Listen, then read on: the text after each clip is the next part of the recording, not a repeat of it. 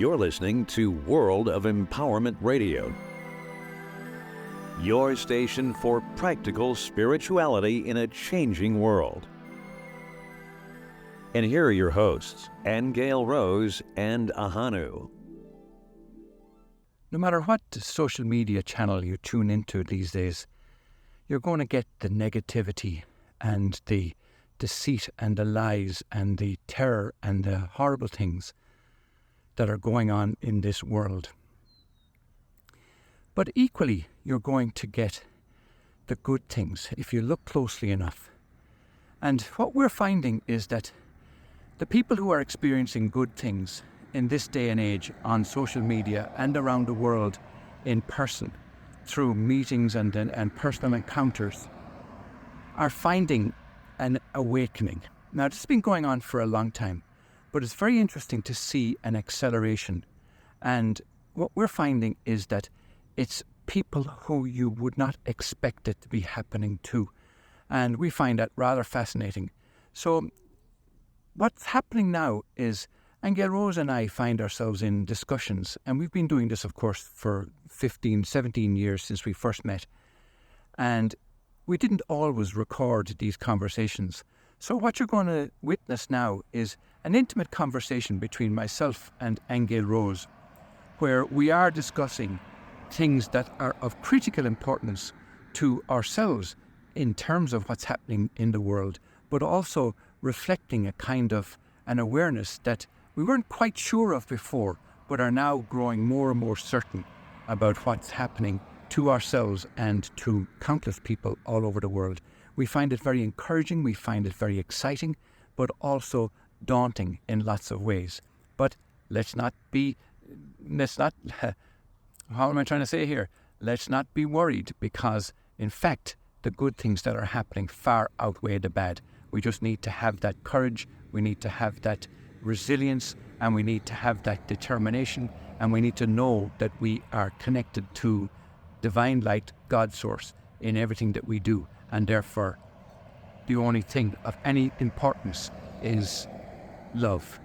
And once we have that, then we will not be defeated in any way whatsoever. So have a listen and tell us what you think.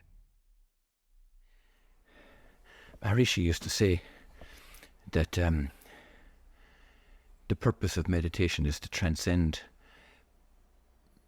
what we call reality. And everything in reality is only there because we can measure it.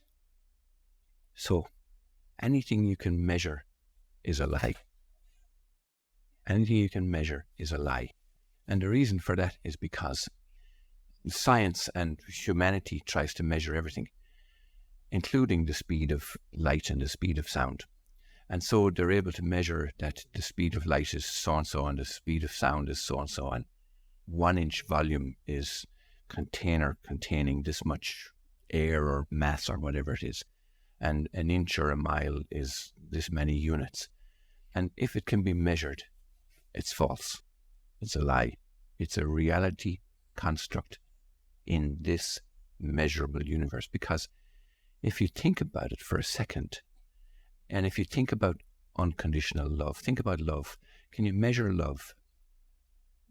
No. Can you put any measurement at all on it? Can you say it's this volume, or it's that length, or it's that height, or it's that capacity, or you can't. That is why when the Course in Miracles, and when you often say that all there is love, there is only love, that's where humanity has to get to, that we are uncontainable.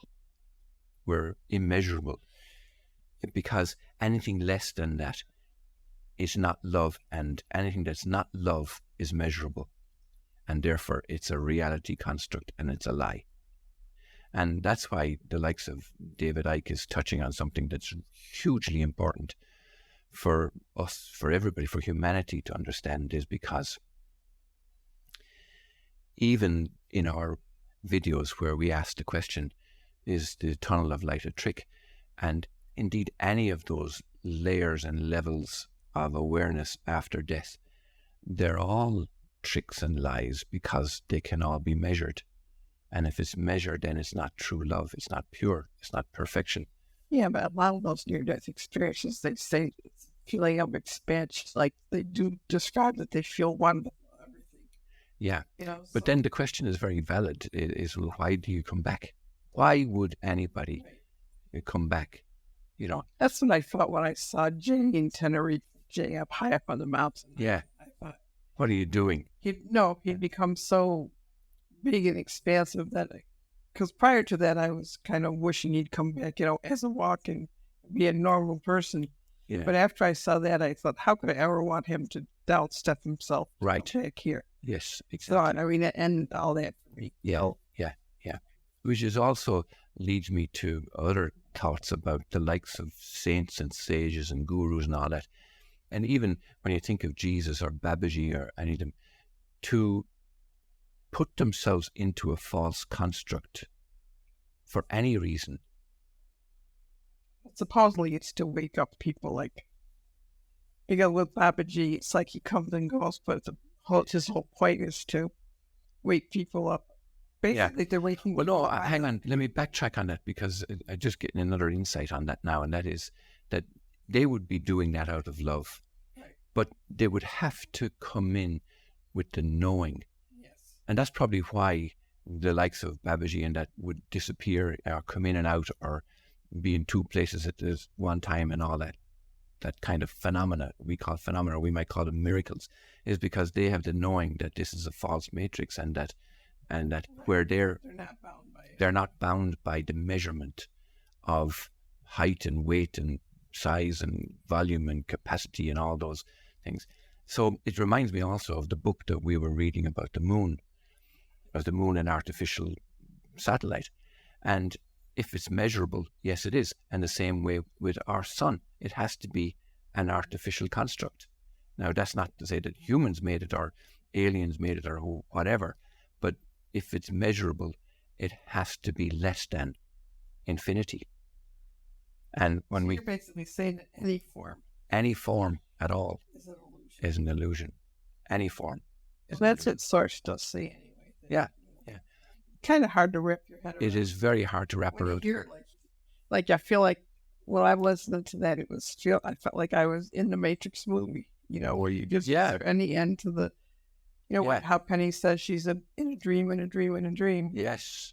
Yeah. It's like, and that's you're entering a time when you're not in the dream. That's a perfect example when you think about her experience of being in a dream, in a dream, in a dream.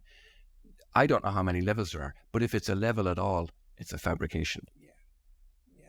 That's a very interesting thing to wrap your head around.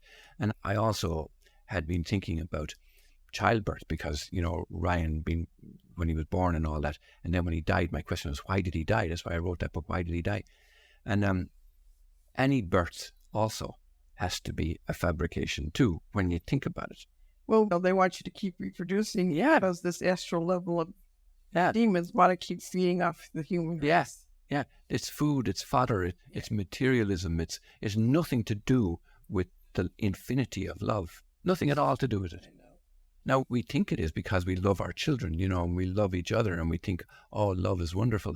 But my guess with this understanding is we have no idea what love is really. And we get snippets of it or an insight into it or perhaps a feeling of it or a vague idea of what it is. But I think if we had an experience of God's love, I'd have for Babaji, and it's nothing like human love. yeah, but we wouldn't come back. People who have a near-death experience don't want to come back. None of them want to come back. But that just shows that, but they're told by who and by what. Yeah, that's the whole thing. That's the thing. And that's where I think that even though their experiences might be wonderful and beautiful and all of that, they're still obeying authority figures that are told to come back.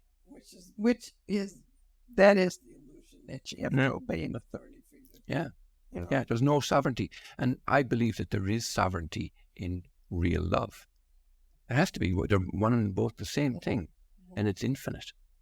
So it's a beautiful insight. Now, it goes back to the question, okay, now that you know you can't unknow something, but how do you manifest pure love? in its godliness, in its God state, you know what I'm saying? Or when you die, how much wherewithal do you have? Right. And I think very little. I think very little. That's why when somebody dies, they obey the authority figure there, and they believe that they see Jesus and their relations. Who are atheists see that. So what's that about? Because it's all implanted. It's all implanted. So it's a big issue. It's a really big issue. And when we talk about fourth dimension and fifth dimension, I think they're all illusions too. No, because there's the whole idea of levels. Yeah, all of that is a measure. It's an illusion and it's a fabrication. And I think it's also a deception. But in a way, we cling to it because in the absence of anything better, we think, okay, geez, if I can go to a different level, if I can come up a level and have a better understanding and so on, it's better than where I was, for sure. But in that place of pure love and divine perfection, there can be no level. How could there be levels? How could there be dimensions and splits? And there can't be. It's a lot to think about. All religion is helplessness. Pretty strong statement, but from my own experience, being born and raised in Holy Catholic Ireland, and I remember as a child, as an altar boy, going to Mass every Sunday. And after Mass, all the adults, women and men, would leave the church after Mass and go into the pub. And in the pub, they'd start drinking and they'd be cursing and swearing and deriding their friends and neighbours and complaining and bitching. And it's like the act of going to the church at all was, to them, was an absolver of all the previous week's negativity. And this was the routine, this was the life, and this was the culture in which I was brought up in. And I recognised that there was something false about it. And of course, the priests also from the high pulpits at the time used to complain about that it had to be lived every day. And it was only when I went to live and work in a different country, in Libya and in Egypt, for example, and lived amongst the Arab culture and the Muslim way of life. And I saw these men who would go out into the desert and kneel and face towards Mecca and pray 5 times a day. And here was my culture praying once a week at Sunday Mass, and here were these guys praying 5 times a day. And I was so impressed at the time, I remember as a young man, so impressed, thinking such devotion, such reverence, it's absolutely stunning. But what I didn't realize was that what was actually happening was when they say that it's a very good thing for young people to travel, because what it does is it gets you out of your own upbringing, out of your own indoctrination, to witness a different culture, a different language, a different way of life, a different belief system. And what it's doing actually is opening your mind. It's not that any one is right or the other is wrong. It's opening your mind to the fact that somebody else can think differently to you and interpret God in a different way. What is interesting, though, is that all the gods in all the religions are all about slavery. And why do I say that? It's because, like earlier when I say anything that can be measured and finite is a falseness, and in exactly the same way, all our senses, our 5 recognizable senses I'm talking about, there are others of course, but the 5 recognizable senses in the physical body of touch, taste, hearing, smell, seeing, they're all designed to keep us here. All designed to keep us in a body. Why? Because when somebody touches you or you touch somebody else, you are identifying the confines of a body. And if you touch the wall or you touch the chair or you touch somebody else, you're identifying the confines of your own body and the confines of that other person or that other object, thereby creating a limitation. You see something, you are identifying the confines of that thing or that person or that building, but you're also identifying that you're separate from it. You're here and that's there. That's 6 feet away, 100 feet away, a mile away, whatever. So all those senses, what you hear, And even if you think of an animal in the forest, 2 ears prick up, oh, there's danger over there to the right, and I will be consumed if I don't run. So there's them and us. There's the separation. Every sense is designed for separation. Now, how can that be right? How can that be pure? How can that be love? So the senses are like a measurement. The senses are a falseness. The senses are an identification with the body. And that is not pure love. That is enslavement. Now, to think about that for a moment is basically saying the whole body is an illusion. But we know that from all the masters. We know that from A Course in Miracles. We know it from any of the great teachings. So any form of identification or attachment to a physicality is not pure love. And that's where this great time of change is important. It's like, as a child, I mentioned, where you go to a different country and you hear a different language or see a different way of life or identify with a different culture. This great time of change is bringing us into travel. It's bringing us into an awareness that there are other ways of doing things. There are other ways of seeing things, and I'm putting seeing in quotation marks, because those senses have to go. And in this new awareness, we're not seeing with our eyes, we're not hearing with our ears. It's a knowing, and that knowing is coming from an awareness of pure love, which has no boundaries. So in this new dimensional split, we're moving into the awareness of unboundedness. We're moving into the awareness of what pure love might be. And I say might be because it's like when you move to a new country, you don't know the language at first. You may pick up some nuances. And here we are at this great time of change, and we're picking up nuances about what pure love might be, what a sound of closeness or love might be.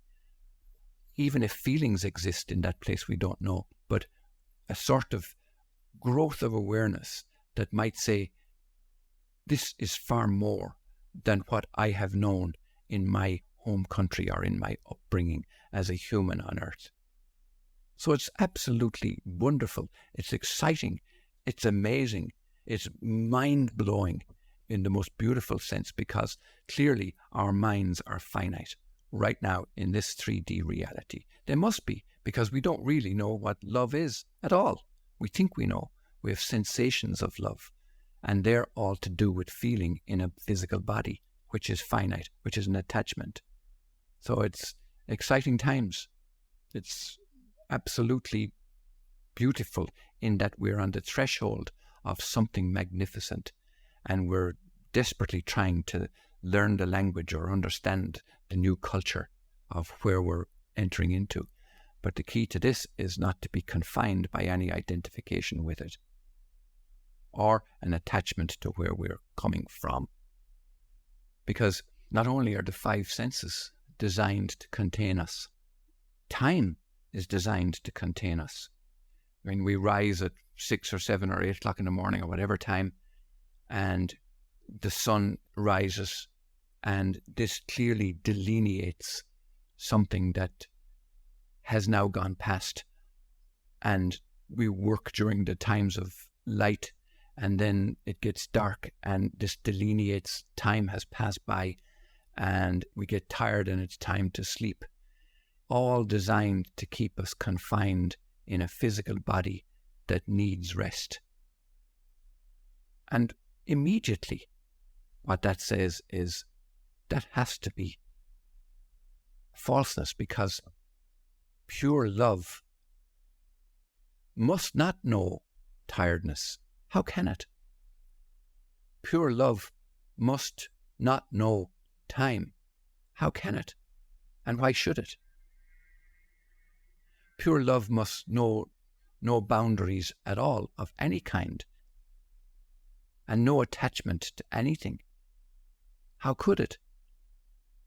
So this business of Greenwich Mean Time and Pacific Time Zone and Mountain Time Zone, all that's all illusionary stuff to keep us contained in some kind of a tradition, some kind of an obedience to rules and regulations and laws and perception of past, present, and future. Beautiful, beautiful. And I say beautiful only because it's different, because the perception of beauty is also a time-bound human perception. And that all raises another issue that we need to talk about, and that is the idea of right and wrong. And Angel Rose just pointed out to me that I gave the impression, or perhaps even said, that the body is wrong or the senses are wrong. And that in itself points out that our language, no matter what language it is that our humans choose to speak, is also limited and designed to confine. We don't have the words to describe love. We don't have the ability to be able to, in our minds, to be able to envision or become aware of the enormity, and even those words, enormity or vastness, or it's impossible to describe. And so therefore we're trying to grasp at something from a place of limitation. And it's not that anything is wrong, because it's like a child. We're like children who haven't a breeze of the wider world, and we're grasping at learning from every possibility. And we explore this and we learn about that, and we love dinosaurs and we love Batman, and all the things that inspire us to explore a little bit more, realizing that there's a world of infinite possibilities out there as far as a child is concerned. And here we are as adults in the same way, coming to a point of a dimensional split. Even that has its own connotations, but looking with this awareness that there's infinite possibilities out there. And how do we grasp, how do we have the words, how do we have the mindset even to come to terms with the potential of it, the possibility of it, and how our words are inadequate, leading to how our minds themselves are perhaps somehow inadequate to be able to grasp. But we see a glint, we see a little crack, a fissure that we can possibly get an idea of what's out there or what's coming towards us. It's exciting. It's amazing. These are words that I can only use to try and portray to myself and others that this is beautiful. This is this is gorgeous. See the limitation in the words? I'm looking forward to getting an understanding of where that's going. Well, we hope you enjoyed that. We look forward to hearing from you. Leave your comments below. Blessings and bye from myself, Ahonu, and from Angel Rose. You can subscribe on iTunes, Stitcher Radio, and on our website at worldofempowerment.com. Don't miss an episode. Hit the subscribe button now.